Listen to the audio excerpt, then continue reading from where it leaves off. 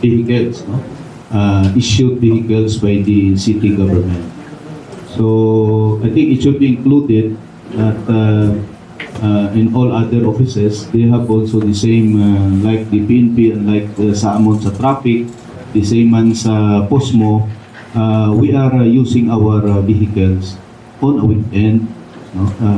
Depending on there is a activity, meteor activities, and all other activities in the city. No? So, as prohibited, no, under this DLG memorandum and maybe another existing policy na kami, no, kung prohibit, well then maybe included kami diri sa unless specifically authorized for active official functions.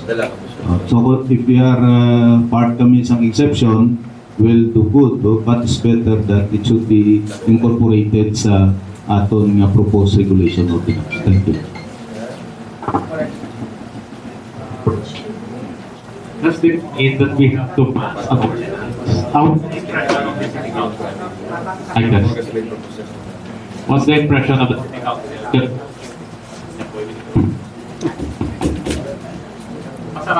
Pasarap na ni ordinance? Kung mas mayo. I mean, may controlling national laws eh. And then the national law itself doesn't make much sense in this context. Watak-watak mo ng national law, kag hindi ma-rationalize. So,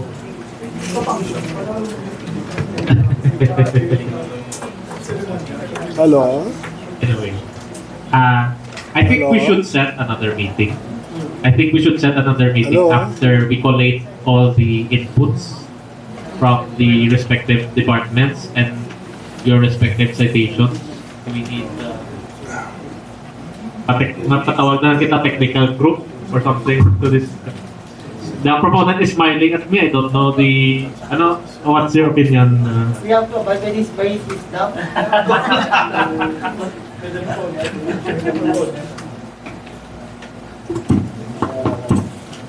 That's why it is hard for me to comply.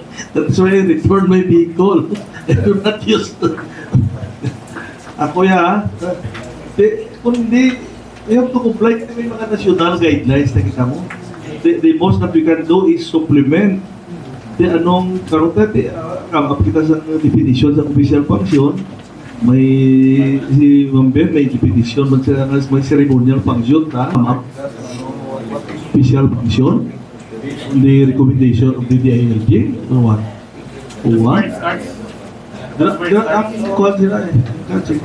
Ang pag-serenate ni Councilor Sarapiati, hindi na ceremonial, kuno na, makuruna. Ha? Ay, ito, election, imo na.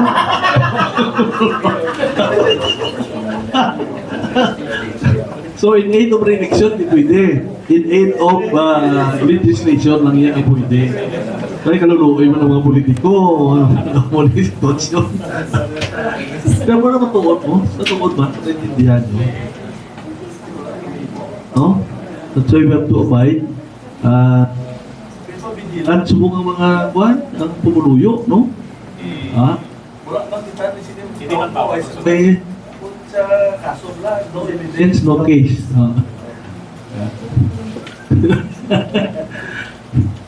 Ibuligin nyo lang kami parehas mo lang na government officials kung pwede hindi why man na akusa hindi lang kita oh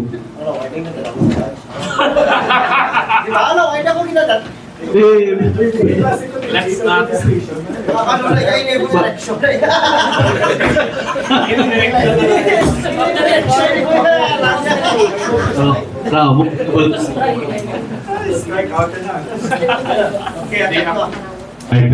Hindi ako ka-move to strike out ang comment ni Councilor De La Liana na in aid of erection ang pagsulod sa official government.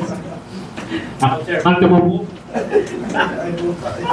Anyway, Mr. Chair, real talk, may I reiterate my motion that may we request the Department of Management Office, the City Legal, and the ALG and the GSO to give us a position paper as to the circular and with legal background so that we can